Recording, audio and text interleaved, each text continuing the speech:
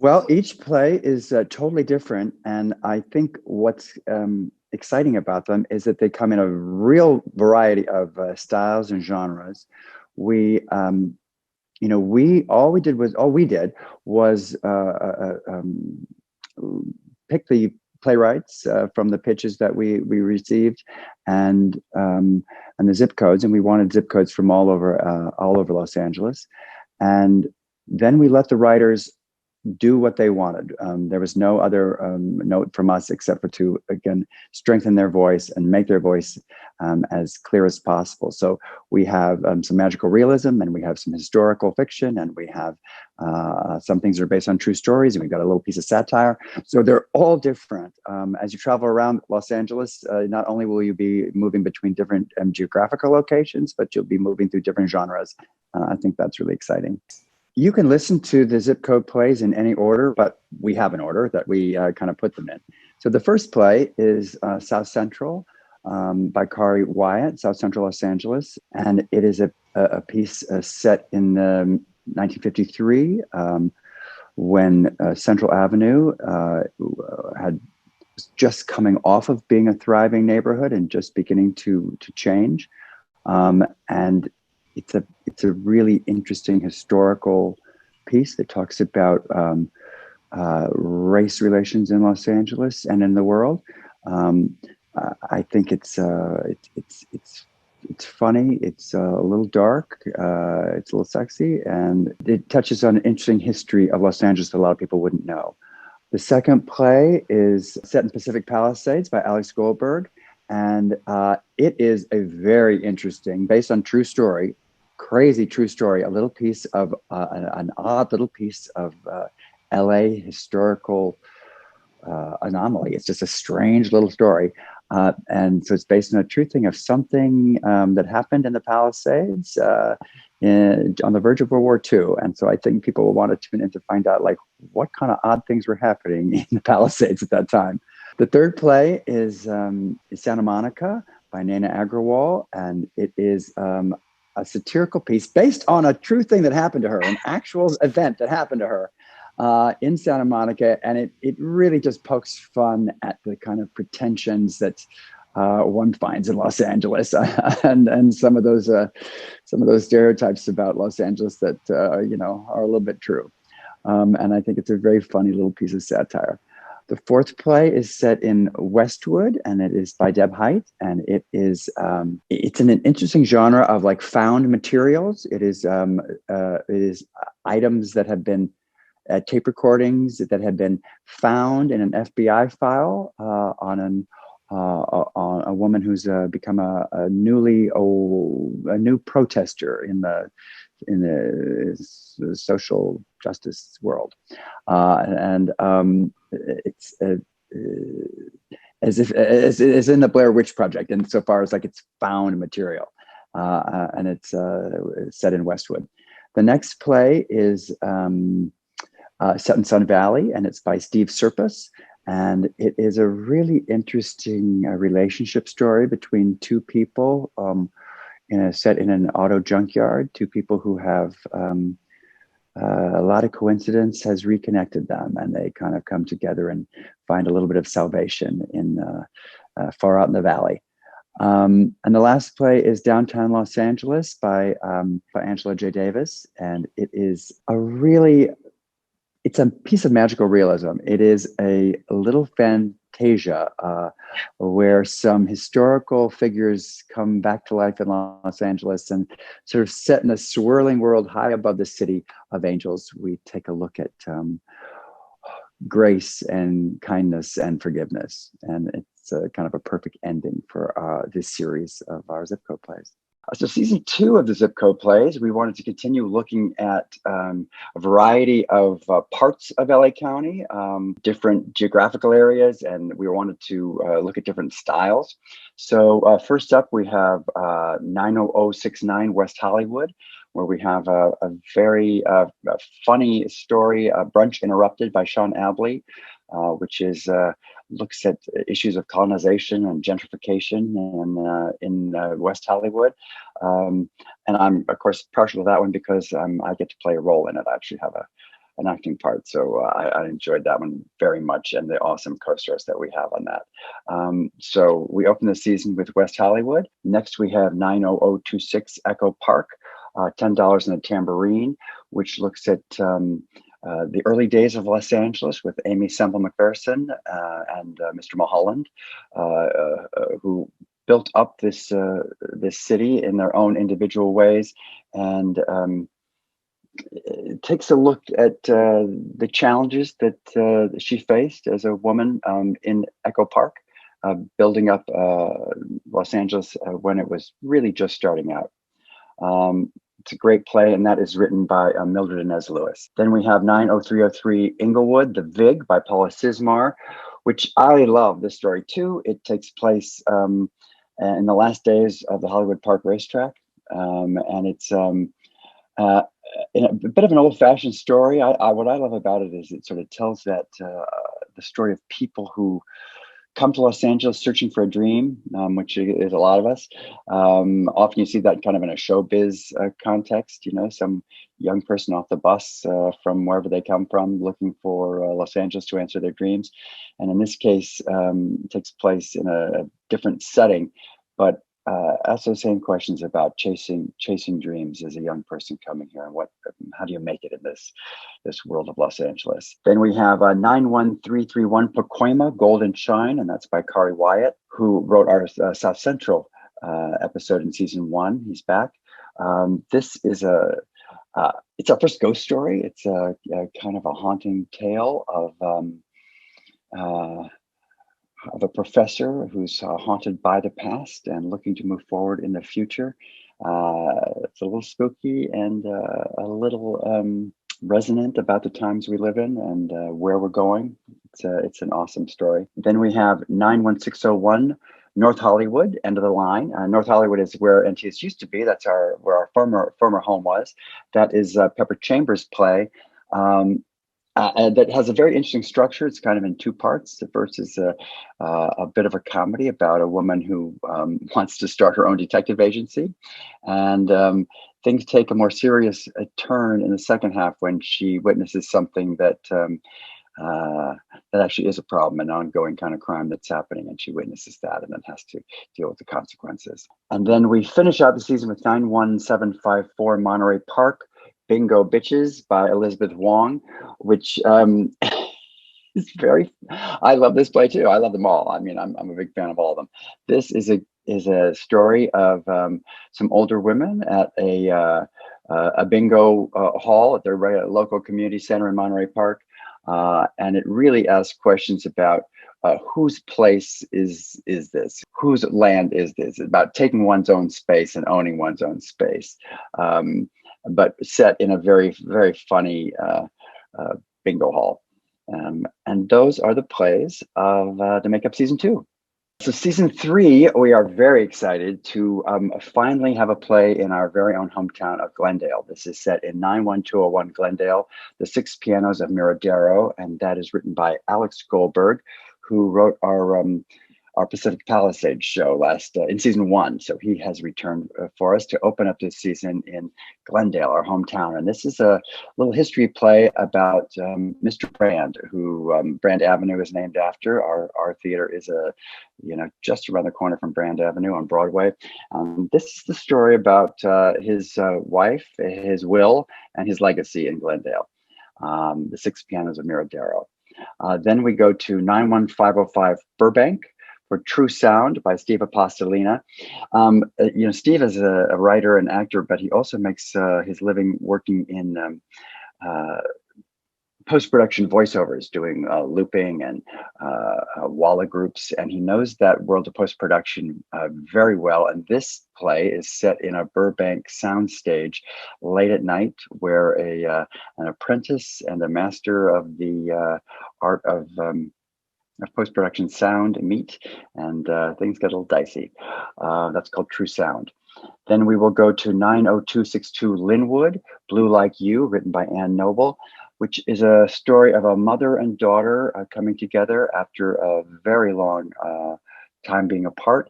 And it is a very funny, touching, gentle play about the importance of names and what we call ourselves and who we are, and that is blue like you.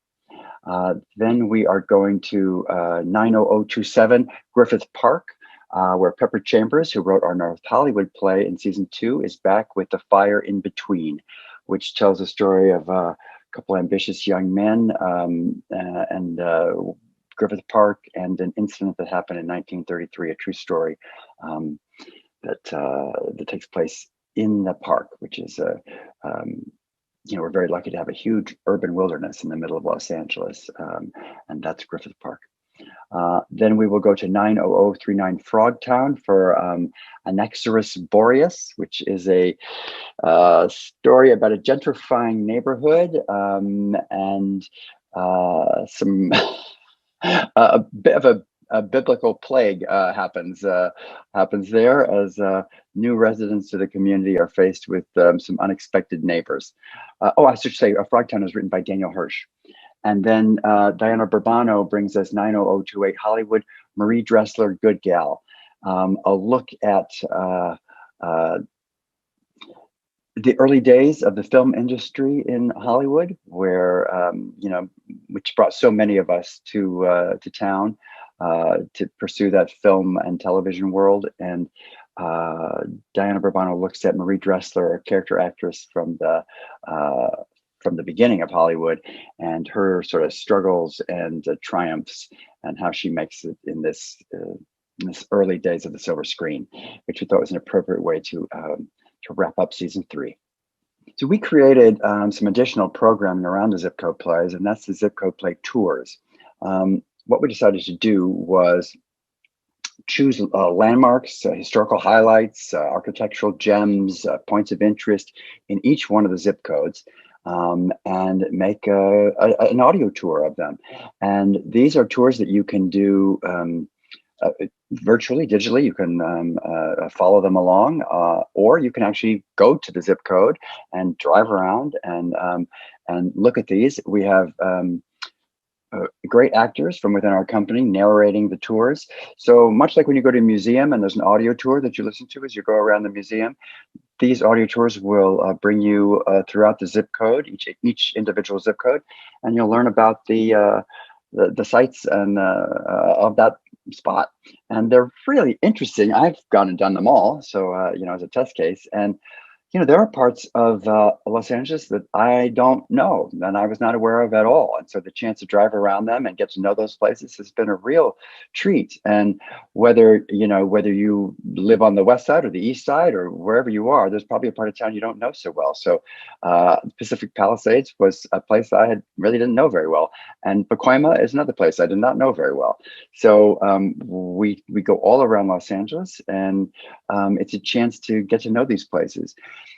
When we first released them, it was right during a lockdown that had come up. So we were recommending to everyone that they do them virtually and give them a listen, and you can see pictures and listen to the explanations of the places. But I think now people are careful and take caution. They should be able to go around and do these in person as well. And we also were able to hook up with individual independently owned businesses in each of the zip codes. So, there are stops for coffee or snacks along the way. So we recommend that you give those places a try and get to know the neighborhoods. It's a good way to get to know Los Angeles. And, also it's been interesting now that we have quite a few of them to see how much, one architect who worked in this neighborhood turns out did something over here, and turns out they did something else over here. So there are a lot of connections that start to happen if you take advantage of the entire program. And those are the Zip Code Play Tours. I think the thing I want people to take away from the entire Zip Code Play project is a sense of what Los Angeles is and who we are and what this city is about. It's a big, sprawling, unwieldy city. We know that. It takes hours to drive across from one end to the other. And it can be a place that is isolating in some ways. You don't run into people necessarily in the same way you do on the streets of New York or something. And But when we put all these pieces together, and you hear now we have 18 zip code plays, when you hear them in their entirety, um, you start to really get a sense of how this city is as a whole, and all the unique pieces that make it up. And as a theater that wants to serve our community here, I think it's really important that we get to know Los Angeles better, and I think this will help people get to know Los Angeles better. I really want to keep these zip code plays going. Season 1, 2, and 3 have been. I just am super proud of them. I mean, because uh, I don't know. I don't know how to say it. I'm just. They make me thrilled when I hear when I hear the sort of rough drafts of them that Jeff Gardner sends me. I just sort of beam with pride because these are things that existed only as an idea, and now they exist as something that everyone can hear and listen to. So I want to keep going. I feel like we have a lot more zip codes to look at, a lot more parts of Los Angeles, and then who knows? We could spread out. We could do California. We can do different places across the country. I think this format really, really can speak to the sense of place that that sometimes is difficult to reach. I think people need to hear them because, well, for one, the talent and the caliber of the writing and the casts are incredible. I don't think anybody will be disappointed. I think anyone who listens to one will want to hear another. They're a maximum a half hour long, so it's a nice bite-sized piece for your walk or for your cleaning the kitchen or the garage, folding the laundry. It's a perfect way to spend a little time immersed in another world, and yeah, there's no reason not to, and they're free. In some ways, it's hard to say why theater is so important to the structure of a community when there are obviously medical issues and that people have there are severe problems in the world, right now, and maybe always. But I don't think we can put art aside and just say it's not worth anything. I think that artists change the culture. They change the topic of conversation. They move the meter on where people are in the world. I don't know. Everyone has their own opinion about what art can do and the power of art to make social change, to speak out about important topics. My personal experience has shown me, or what interests me, I guess, is telling true stories, shining a light on voices that we have not heard, looking at issues from all sides and allowing audiences to take what they will. I don't. I'm not as big a fan of preaching to the audience as I am to presenting stories about people's humanity, different characters' humanity, whether those things are, not are good, bad, or indifferent. To talk about the complexities of the human character, of humanity, and letting people draw their own conclusions from that. I know that art has affected my life in every way. I think that is true for a lot of young people coming up. I think it's true for older people who are asking questions about what's life mean. And probably anybody who's asking questions about what does life mean. Art is there to shine a light on that and to delve into those difficult questions. And I wouldn't want to live in a society where that was not important. So we, while there are all kinds of causes out there that need help, I think supporting art is a very noble and exciting and challenging way to spend one's time. Well, there are always ways for people to get involved at Antaeus, whether they are subscribers, donors, audience members. We are always looking to invite you to get involved. I think Antaeus is a real community. I think it's a place where people come together and feel like it's their artistic home. We're small enough that there's an intimacy, but large enough that there's some structure to what we're doing, and a big enough tent that everyone is welcome. So I would encourage people to get involved by listening to the zip code plays, by checking out the website, antaeus.org. Come and see what we're doing. When we're back in person, for sure, come and see what we're doing. There's always a place to be a part of this. And I hope that we are able to create a bigger and more embracing home for everybody, whether they are in the audience, whether they are working behind the scenes, whether they're working front of house, whatever they're doing. This is a place where like-minded people come together. And somebody said that a theater should be like a town square where we all kind of come together and talk about things and hash out ideas and share thoughts. And I like that idea. Hi, I'm Bill Brocktrop. I'm the artistic director of Antaeus Theatre Company. And we invite you to check out our website and everything going on at antaeus.org and become a part of what we're doing. Thank you so much.